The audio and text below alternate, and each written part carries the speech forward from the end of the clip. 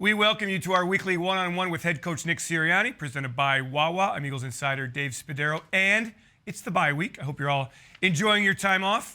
We are still here at the NovaCare Complex and getting ready for Pittsburgh next week. Coach, welcome to the bye week. 6-0, undefeated, only team in the NFL undefeated. What does that mean to you? Just that we were 6-0, we got a chance to be 7-0, and that's really it. That we have to go out and we have to make our corrections this week as far as our self-scout things, get better from that, and then go prepare for a really good football team in Pittsburgh. A lot of different ways you've won, though. I mean, it's been impressive. Yeah, I think that teams, when you find ways to win different ways, that's just good. That's a good thing. Of course, you'd like to win by a lot every weekend, but that's not the reality of the NFL. And you find ways to do it through all three phases, and that just contributes to the type of team you're going to be and continue to be. A statistic that jumps out at me: the Eagles averaging 5.2 penalties per game, 7th fewest in the NFL. Last year, people were on you after some early penalties. Now we don't hear much about it. Why is it happening? What does it mean to you from a coaching standpoint and from a player standpoint? Yeah, I think fundamentally we just keep getting better, because sometimes it's putting yourself in a bad position fundamentally, and our players are doing a nice job of getting better fundamentally. Coaches are doing a nice job of coaching them better fundamentally, and then players are just going out there and executing, and not putting themselves in tough spots at times there. And so when we are making the penalties, that I don't think that we did a good enough job as coaches explaining it. So, it's just us explaining it to them and talking it through with them, and then them having to go out and do the hard job to execute it. There's a minute this week to kind of step back and self-scout and kind of look back at these 6 games. So where do you think you are offensively and defensively with this? Still in the process of our self-scout right now, but this is a very important part of our process to evaluate all these different things. And obviously you're looking at your scheme, you're looking at what's working, you're looking at what's not working, you're looking at tendencies of things that you're doing, you're looking at where you fall in the league on certain things. Maybe where were you last year at this time at 6 games in, or even at the bye week. So we have all these different things, and we get these guys that are doing so much work for us. The quality controls are doing so much work for us to help us understand it. And then naturally that's going to turn into, hey, we're not doing this well enough. Let's look at the plays here. Now let's go through it. Yeah, we just saw them. Maybe we just saw them the other day with Dallas, or maybe we saw them week 2 against Minnesota. You get to look through it. You get to identify the issues, and then you can go, okay, now we have all this other film. Who's doing really well at this? All right, let's look at what they do. Let's look at what the Bills or the Chiefs or whoever it is, do in this scenario or in this situation or on this play.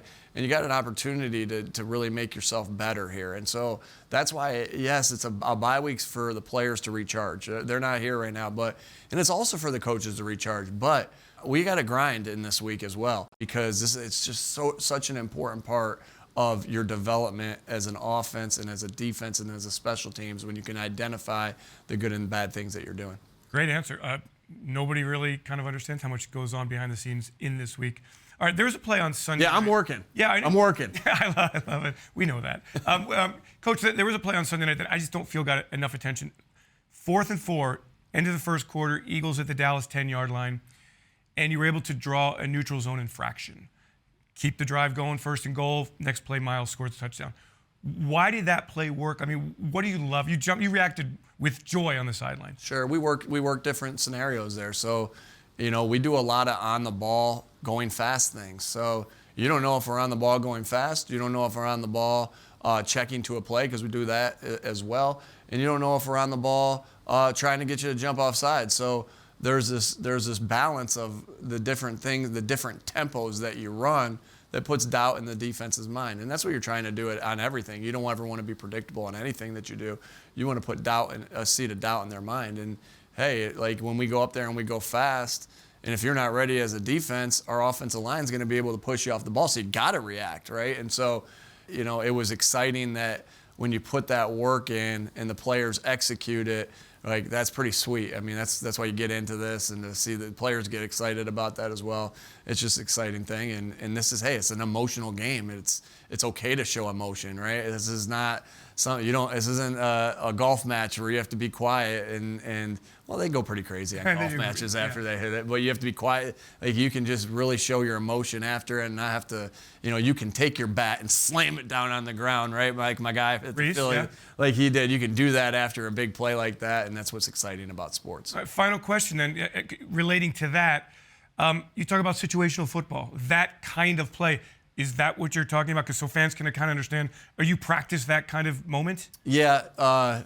You mean like our celebration? Yeah, no, like the 4th and 4. Like, you go, hey, this moment in practice, we're going to practice this kind of stuff. We there's so many different situations, and we talk to the players all the time that situations just don't mean 2-minute, 4-minute, third down, backed up, red zone. There's more to it than that. There's situations that pop up in the game that you don't know when they're going to pop up, or like that on a 4th down. You don't know when something like that's going to pop up, so you talk about it, you practice it, you watch it on tape, you install it, you walk through it, and then you practice it in hope in attempts that when those situations are there for you, you execute, and that's part of being a high football IQ team.